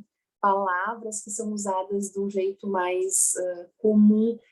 A cada pessoa, assim como música, cada um tem sua voz para cantar ou para interpretar alguém, a gente nunca consegue fazer, né? É cover, mas não é o Elvis Presley, né? É parecido. Então, assim, como tem essa coisa da voz, que é uma voz muito singular, eu estou para dizer que o próprio repertório imaginal ele é muito singular também. E às vezes a pessoa, mesmo uma pessoa muito prática, quando a gente começa a entender o tema e o repertório, né, da história ou daquela narrativa, que é uma narrativa diária, cotidiana, objetiva, a gente consegue fazer imagem e consegue ir daqui a pouco devolvendo e fazendo, né, uma reflexão imaginativa com a pessoa também.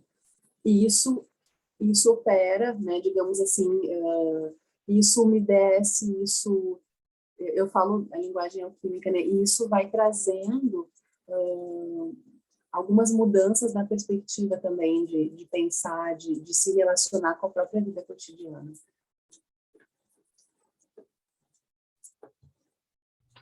Maravilhoso. Acho que eu vou sonhar, porque eu tô com soninho. A aula vai até às 10 ou às 9h30?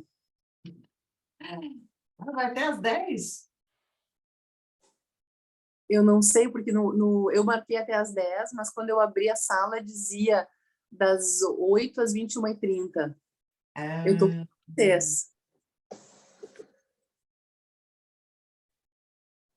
Eu vou comentar uma coisa que tá bem fresca aqui na minha memória, que eu tô lendo O Homem e os Seus Símbolos, né? Tô até aqui com ele marcadinho aqui. E aí, quando a gente está falando aqui sobre olhar, interpretar, ver essas imagens, né? Tem uma frase aqui que aí a gente vai usar, né, o Jung como um exemplo, que ele fala assim, o homem moderno não entende o quanto o seu racionalismo o deixou à mercê do submundo psíquico. Aqui ele vai falando, né, nessa parte, sobre as dificuldades do homem moderno de fantasiar, de interpretar, de acessar o inconsciente, de dar voz aos próprios sonhos, né, de imaginar, interpretar os sonhos de alguma maneira, né? E como a gente encontra isso também, né, no consultório, assim, com alguns pacientes, que tem uns que são muito difíceis, de que a gente tá ali atrás de um sonho, alguma coisa, e não sai nada. Então, é difícil, né? E é interessante, né, Aline, porque nesses pacientes, e tem muitos, tá? Eu diria que a grande maioria é assim hoje, né? Assim, porque a gente está cada vez dormindo menos, é difícil a gente encontrar alguém que vem, né, para atendimento e que não está tomando alguma medicação, e geralmente as medicações, elas interferem no sonho, no sonhar, né? O próprio o Siddhartha, né, esse neurocientista do livro Oráculo da Noite, ele fala disso, né, o quanto esse anseio, né, contemporâneo de ter que estar produzindo, muitas vezes é um remédio para acordar, é um remédio para dormir, e muitas vezes a medicação para dormir, né, para relaxar, ela inibe a produção de sonhos, ela relaxa, né, ela te dá uma marretada, assim. Então, às vezes as pessoas elas não trazem sonhos também, porque tem aí uma prática, tem uma construção e uma ideia de cuidado que está relacionado, né, a um cuidado mais farmacológico também, e às vezes isso é importante, isso está ali, né, sendo uma via de acesso de cuidado de si, mas é interessante a gente ir abordando, né, nesses pacientes onde são mais racionais, e isso para mim também é bem comum, por isso que eu disse, isso é muito comum na clínica. Eu considero um movimento, nesses que eu falei, né, da cura como queijo, como couro, eu considero um movimento de transformação quando a relação com o sonho e o sonhar muda, né? Então, para mim, isso, inclusive, é algo de celebrar, sabe? Às vezes eles trazem isso para a gente, isso acontece via transferência, né? Isso acontece não é porque existe um valor genuíno daquela pessoa com o próprio conteúdo, mas eu diria que eu aproveito, né, essa bengala para depois poder ir devolvendo o valor que isso tem, né? E é interessante porque isso vai sendo construído na relação analítica, né? Às vezes a pessoa traz assim momentos de que está vivendo e tem tanta tensão ou tem tanto estresse, né, ansiedade, que quando a gente pergunta pelo sonho, o que está sonhando, às vezes a pessoa inclusive nos xinga, para aí, mas eu não quero, tem outra coisa para falar. Às vezes a pessoa, ela, não, mas eu tenho que falar disso, isso está me pegando agora. Então realmente tem um trabalho que é quase uma psicoeducação sobre essa relação, né, psicológica, né, esse movimento psíquico, que com o tempo vai acontecendo também, né? Nem sempre pacientes que chegam trazendo sonhos, mas é sempre bom perguntar, é sempre bom ir molhando essa terra que está mais árida, para que essas imagens possam estar brotando também. Mas não deixa, o fato de não ter sonho não impede que aconteça um trabalho com imagens. Eu falei muito dos sonhos, porque eu estava querendo, né, fortalecer essa ideia de que a psique produz imagem, e que imagem é realidade psíquica, né? Mas o quanto o trabalho com imagens também, a gente começando a devolver, né, e a conversar de um jeito metafórico, isso vai produzindo alguns deslocamentos ali. E às vezes tem, né, eu estava falando a coisa da linguagem, mas, por exemplo, às vezes não é genérico isso que eu vou dizer, tá? Mas em situações, por exemplo, onde a pessoa trabalha com o corpo, né? Trabalha muito, atleta, educador, tem uma relação mais corpórea com a vida, mais prática até. É interessante porque, às vezes, eu vou usando dos conhecimentos que tem ali, do que ela faz, né? Às vezes eu pergunto, mas e como é que é? O Hillman também nos ensina que o trabalho com as imagens, a palavra como é uma palavra-chave. Ao invés de tentar entender o porquê ou o para quê, quando a gente pergunta, tá, mas como foi isso? Mas como é? Seja num sonho, seja num desenho, como tu fez? Né? Seja, saí de casa correndo, atrasado, perdi o ônibus, tá, mas como assim tu perdeu o ônibus? Né? Como é que... O como, ele abre uma outra via, né, narrativa, né, uma outra via de diálogo bem importante. E então esse como tu faz, e a pessoa vai contando um pouco de como é que ela faz, eu às vezes vou roubando aquilo que ela faz, né, as palavras, a maneira como ela me explica que ela fez tal coisa e que estava ficando mais bombada, ou isso, aquilo, e eu uso isso como uma metáfora de alguma coisa que está acontecendo e que eu enxergo do ponto de vista psicológico. Então, às vezes, eu dou umas roubadinhas, mas no sentido disso que eu falei do repertório, né? Porque aquilo ali é de fato algo conhecido e que dá para fazer disso uma metáfora também, de que não é só no músculo que está bombado, tem alguma coisa que está inchada, tem outras coisas que estão inchadas, e aí a gente entra, né, não na aparência, por exemplo, mas a gente entra nisso que vai inchando, que tem que aparecer, não é a aparência que eu mostro, mas é aquilo que precisa aparecer. E aí isso é diferente do ponto de vista da imagem. É palavra, que nem a Fábio estava dizendo, mas é uma palavra que faz a gente enxergar diferente. Tinha uma ponte, e que nem a gente aprende em matemática, né? A ordem dos fatores não altera. Eu tinha uma professora que dizia a ordem dos tratores não altera o viaduto. É aquelas coisas que parece que tanto faz isso ou aquilo é sinônimo. Não. Quando a gente trabalha com imagem, a imagem é precisa. Então é importante isso. Não é um preciosismo, não é uma redução. É só porque aquela imagem nos ajuda a imaginar a perspectiva, né? O que está em perspectiva.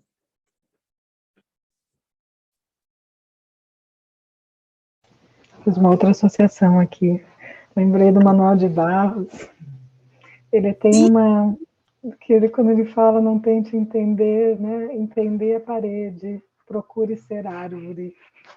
Isso. Manuel de Barros, ele é um psicólogo da imaginação. É muito visual, né? Manuel de Barros foi uma professora do meu filho, maravilhosa, que apresentou outras crianças, e ela fazia um trabalho fantástico nesse sentido, assim. Eles iam para o pátio escrever redação sobre o céu, e depois ela botava na sala de aula todas as redações de como cada céu era totalmente diferente. Ela estimulava muito isso, né, dessa linguagem cheia de imagens, assim, nessa escrita. Muita poesia, né, pela sala, bordados. Eu até fico emocionada de pensar que não tem mais isso. Agora está em escola tradicional, que acabou, era só até o 5º ano, mas é educação, infelizmente, mais bloqueia, né, isso do que estimula, né? E essa construção metafórica, né? A própria Cora Coralina também, né? A poesia, ela é algo que conversa muito com a linguagem da psique. A psique conversa em poesia, né? Quando a gente pensa numa psicologia imaginal, ela tem uma poesia como base, né? Uma poiesis, né? Uma criação, um movimento de criação. E da gente também entendendo, por exemplo, que às vezes processos neuróticos, né, são processos de repetição. E a escuta não é uma escuta, né, da repetição, mas é uma escuta de qual é a diferença na repetição. É uma escuta justamente por aquilo que é o que cria. E nem sempre, né, o criativo é aquilo que cria e que muda o rumo, mas essa escuta afinada, né, escuta poética, esse metaforizar no cotidiano, ele pode ser aquilo que vai fazendo esses pequenos, sabe, essas pequenas aberturas, esses lugares que vão mostrando, né, as pequenas diferenças em algo que está num processo às vezes neurotizante ou neurótico, né, mais estéril. Então, é interessante isso, que são pequenas imagens, às vezes, que nem eu falei para vocês, parece sinônimo, é a mesma coisa, mas não. Quando a gente imagina, né, ou quando a gente fala e faz com que a palavra seja imagem, isso traz um outro jogo, né, para a cena analítica, isso é bem importante.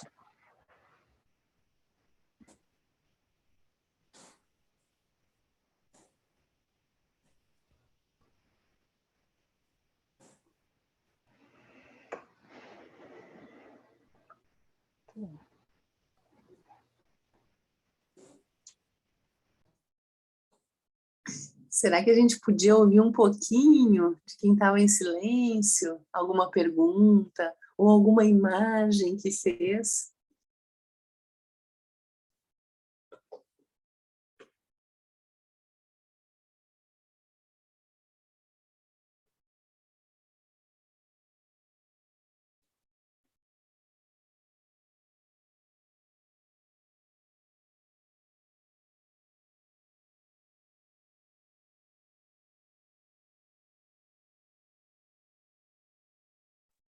Na última aula, a gente descobriu que a Fabi fica mandalizando enquanto vai assistindo.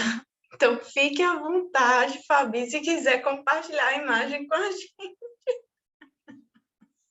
Ai, eu responda, minha amiga. Eu sempre estou ouvindo aula desde sempre, assim, na faculdade. Eu já fico rabiscando, desenhando, e de certa forma me concentro mais quando eu estou como ocupada.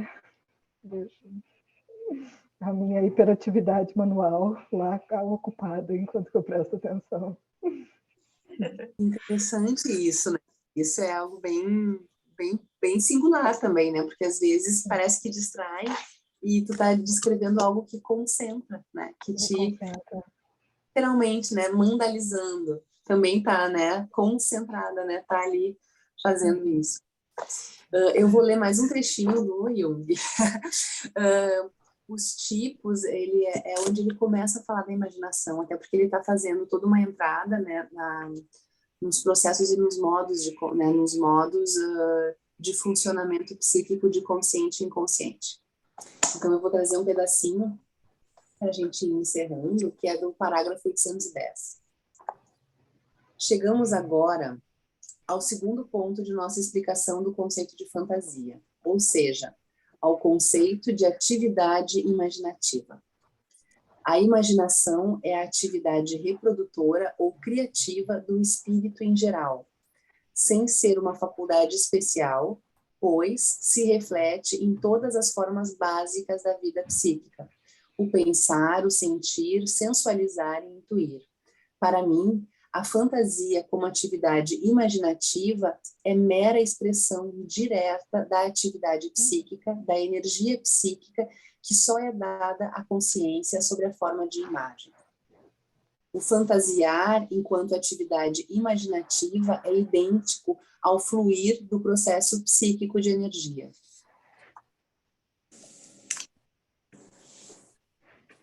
Ele entregando... Qual parágrafo? 810. 810. Isso, tipos psicológicos, parágrafo 810. E se vocês têm interesse, assim, pensando do campo mais imaginal, eu citei a Patricia Berry. O livro dela está sumido, eu não emprestei para ninguém, mas eu não acho ele, porque eu estou, né, na minha bagunça da escrita. Mas tem um junguiano, que ele é filósofo, né, que é o Marco Heleno Barreto. E ele é professor em Minas Gerais. Então, ele tem ele tem um trabalho que é a imaginação simbólica. tá? Que são reflexões e são textos de algumas aulas. E aqui tem todo o trabalho que ele fez no mestrado, que é o Homo Imaginaris. Olha. Onde ele vai fazendo um cruzamento com o Bachelard. Aqui ele não está necessariamente falando do Jung, mas Bachelard é uma figura-chave. Chave para quem? Né? Luiz da Silveira. Né? Então, a Luiz da Silveira, em todo o processo das imagens e do trabalho com as imagens, ela tinha muito presente, muito vivo, Jung e Bachelard, que é o grande filósofo da imaginação também, né? Então, ela tem um psicólogo da imaginação e um filósofo da imaginação, nutrindo muito de toda a obra e de toda a criação que ela fez, né? Imaginando e construindo, né? Fazendo que nem a Aline fez com a parede, ela fez com as práticas de cuidado. Ela imaginou um jeito de cuidar das pessoas, e para ela esse foi o jeito que ela botou em prática e realizou no mundo, né? Algo revolucionário e algo que veio dela, né, brotou, né, e ela ainda, né, brotou no sentido de tudo que ela estava lendo, nutrindo, ela foi colocando em prática também. E... Eu acabei de comprar o livro da Patrícia. Comprou? Agora? No estante virtual, vocês acham? É mesmo. Tá. É maravilhoso. Tá? A Patrícia Berry é uma das últimas arquetípicas viva, é ela e o Thomas More. E eu indicaria, né, também no YouTube a palestra no Tiasus do Thomas More. É sobre a vida cotidiana, vale muito a pena. É incrível, é de uma sensibilidade. Como é que a gente chega lá? No YouTube o canal é Tiasus, Thisos. E é um canal com vários junguianos falando de diferentes lugares do mundo. E ali tem, acho que foi uma das últimas, umas 3, 4 semanas atrás, foi o Thomas More. E aí tem a versão em inglês e eles também publicam a versão com a tradução também, que é a tradução da Isa ali. Em termos de imagem, eu falei muito do Hillman, tá? Que também é o Jung, o Hillman, que é o Revendo a Psicologia. Ele está justamente propondo, ele propõe reimaginar, rever. Isso é importante. Uma outra pessoa que fala também na imaginação é o Gustavo Barcelos, né, que vem dentro da escola e é bem contemporâneo também, é brasileiro, né, nosso contemporâneo aqui. Psique-imagem, né? Aqui também é um pequeno tratado sobre o trabalho com as imagens também.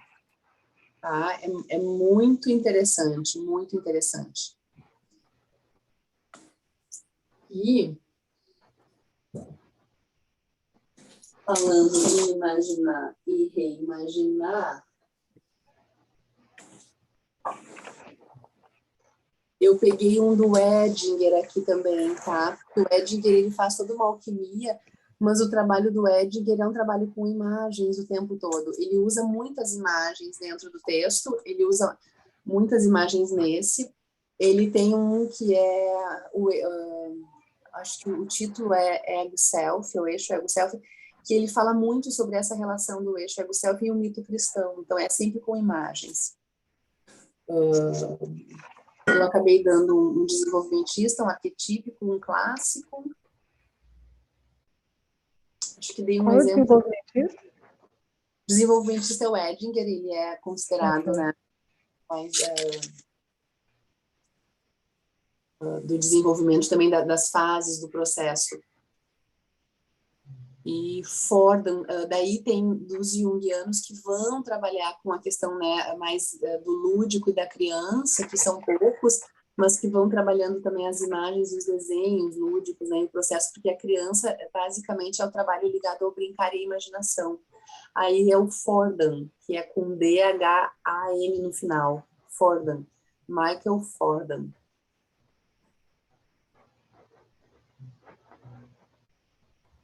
A Von Franz, meninas, vocês pegam... A Von Franz, ela trabalha muito com contos de fadas, com alquimia, com imagens. Mas a Von Franz, ela faz aquele trabalho de explanar, de explicar. Então, não é ruim, não é errado, é um belíssimo trabalho. Tem um pouco, e ele é, digamos, ele tem um vulto muito grande na obra junguiana, mas ele é esse trabalho explicativo, que ele vai didaticamente mostrando como é que ela enxerga o movimento psíquico também.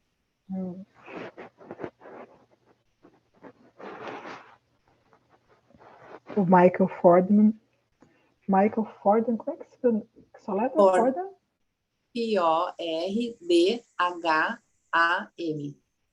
Fordham. Eu pensei num amigo meu que é educador e ele lançou um livro agora que é sobre brincando com brinquedos não brinquedos, né? E aí ele fala muito da importância da imaginação, né?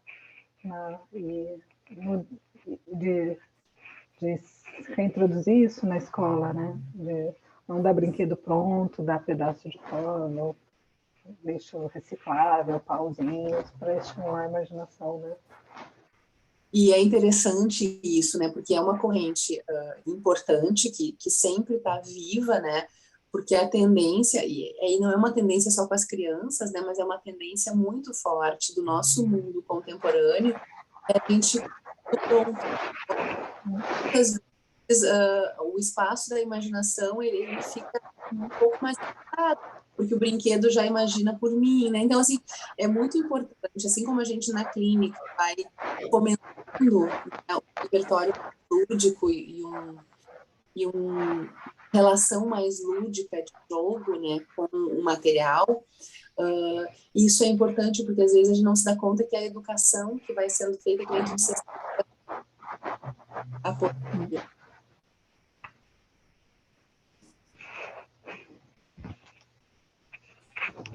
Eu acho que era isso. Mais alguma questão?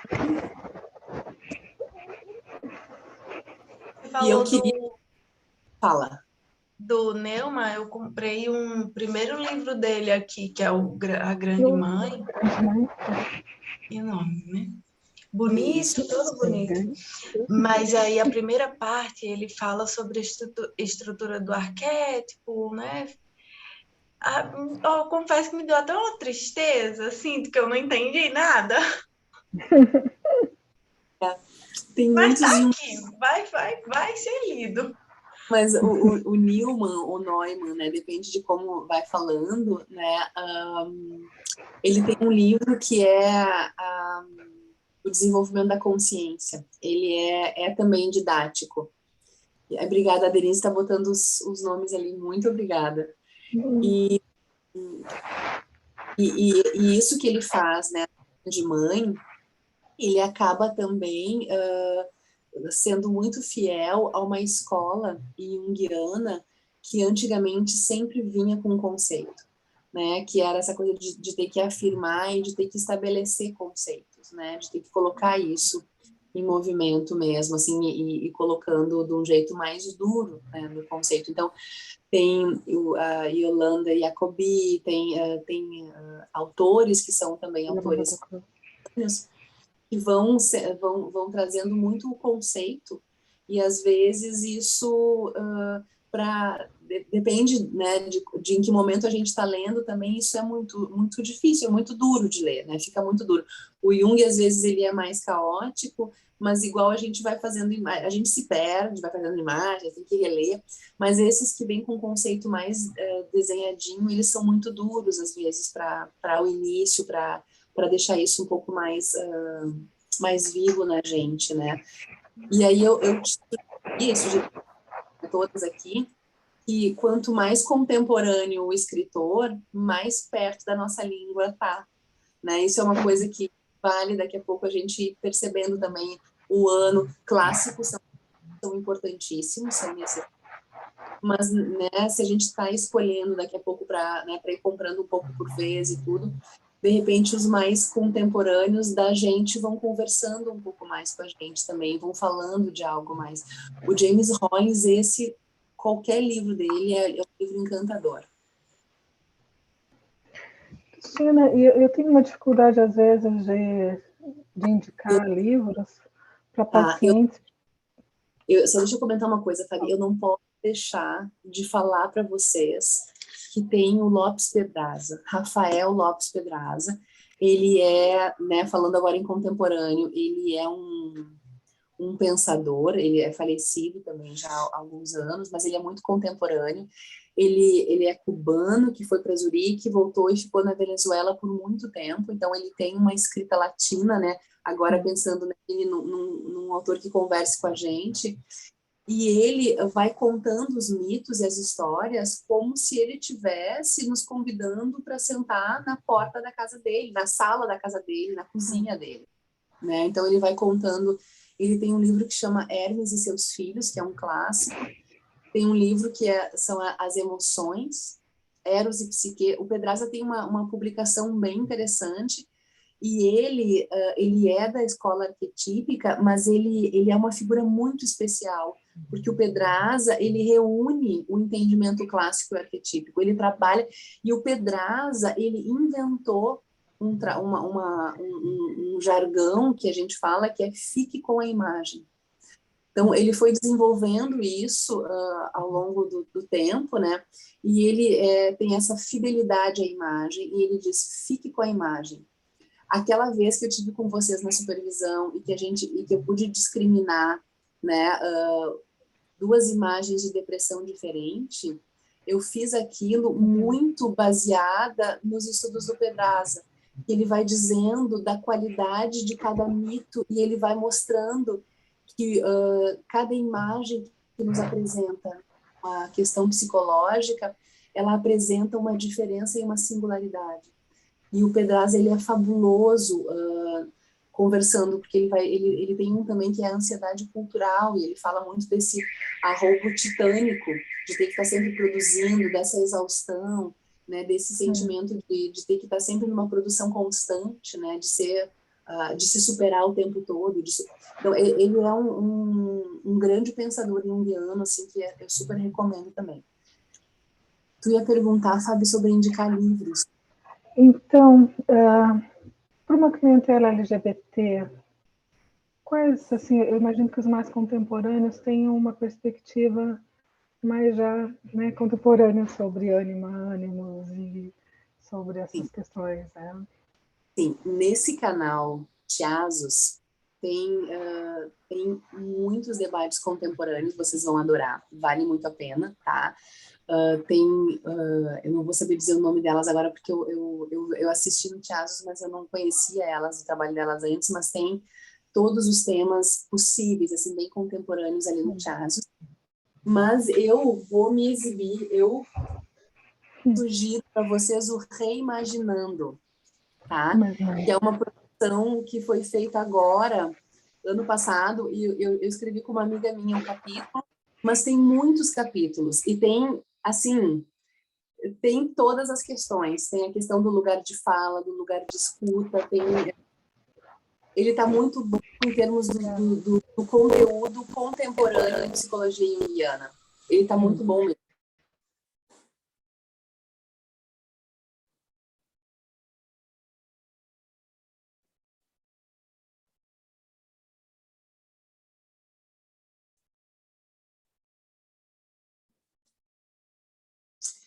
E em termos de...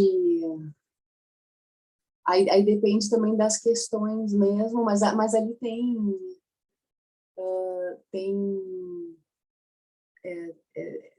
um leque bem grande e bem contemporâneo, vocês vão gostar ali, é Reimaginando. Eu não tenho ele para mostrar aqui.